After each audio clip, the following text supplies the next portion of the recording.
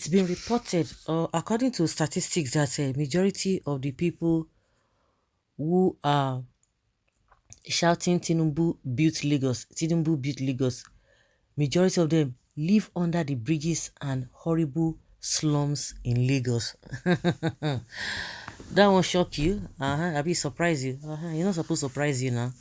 Because when you check around, those who are carrying or crying, oh, yes, it has to be this person, it has to be this person, go and check them.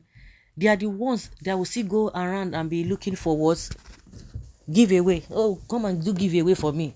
But when it comes to, oh, somebody is from their region, oh, they will now begin to tell you, no, we just have to support our own.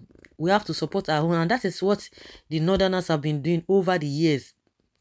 And that's why education in that particular place is just a, of course, you have Boko Haram who says that Boko Haram, that education or Western education is an abomination. They don't want it at all. And you see that the level of education is just going down, down, down, down. The only thing they always embrace is religion. And the religion, they are not doing it in a better way, because we have other people who are practicing the same religion in other countries, and it is not like this.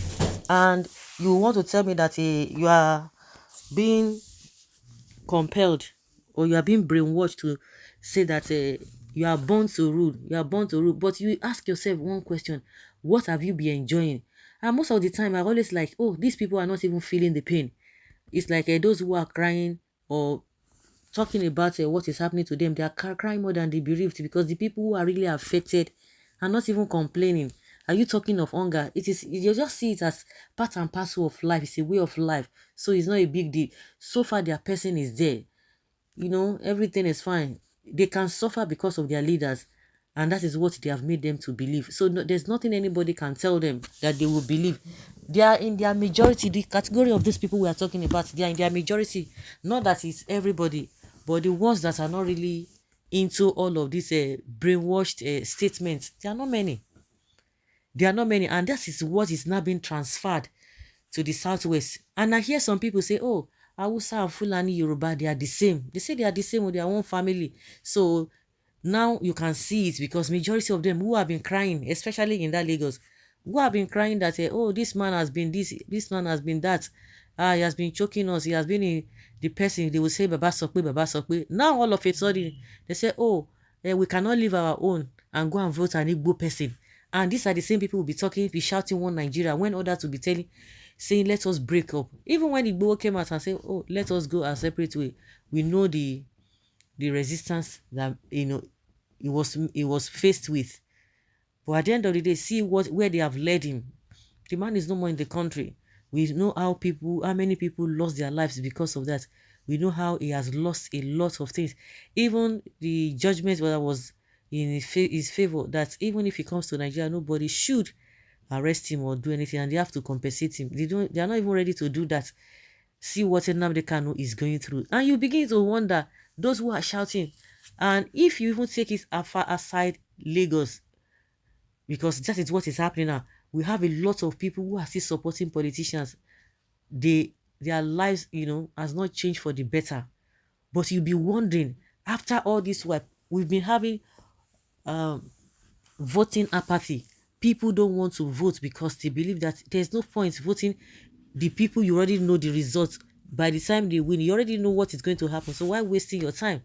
And that is why you see that a lot of people don't really vote. And in the north, there's this rumor that they use underage. We have seen a lot of videos, and that issue has not really been tackled. Now we talk about vote buying, vote buying. That is what everybody is shouting, because they will say, oh, vote buying is especially in the southern part of the country. But the underage voting, nobody will talk about it. Nobody will go after them. You see, now they are talking, because those ones, you don't even need to give them money like that. Just food, and just speak the language they understand, and that is it. You don't even need to give them, most times you don't even need to give them anything. And now we are talking about vote buying. Those who have already been brainwashed in the southern part of the country, they use money, because those ones, they like money. You just give them money, and that is it. And you begin to see that the government will try to bring some kind of measures, because they know that it will affect their people, because they don't share money over there. Because at the end of the day, these people, whatever policy they are bringing, irrespective of how they want it to look, to suit you, to make it, politically correct, but within them they are going to be gaining in 100 folds. So that is just even by the wayside. But the bone of contention now is that majority of them shouting, oh, Emilio come, Emilio come. Go and check them. Are you not seeing them? What kind of, we have been saying it, the standard of the living of people, is it what emulating? Is it what somebody can be praying for? But they will tell you it's okay. The next thing they say, go back to your village. That is to tell you how backward those people. Anybody saying that, go back to your village, go to your this and that, what are you looking for in this place? Just know that the person is as backward as what one could imagine. Majority of them are living in a slum. You ask for the development of the place, you begin to wonder, or is it that when people are just rushing, a lot of people are just walking aimlessly, so they call that a development or what? That is a question. Yes, the most ironic thing about this is that most people who are shouting Tinubu built Lagos live under the bridges and horrible slums. Not even slums, oh, horrible ones are that. How do you justify that kind of a thing?